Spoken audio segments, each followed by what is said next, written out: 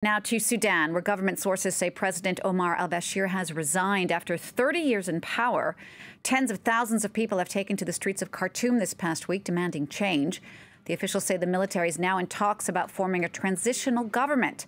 Here's more from our regional correspondent, Julia Steers.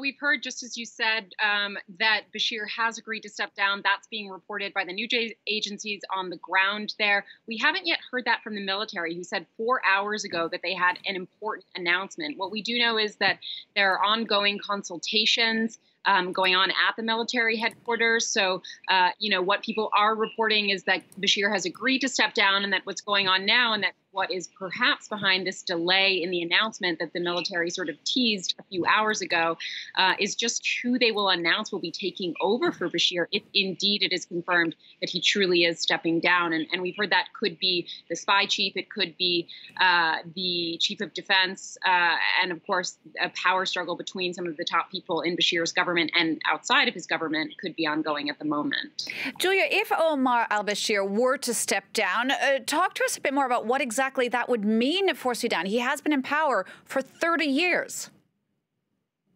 Exactly. He's been in power for 30 years, and for months, tens of thousands of protesters have been demanding that he step down, saying that, the time for democracy is long overdue in Sudan, particularly in the context of some of the overthrows of other dictators in the region that we've seen over the last 5 years.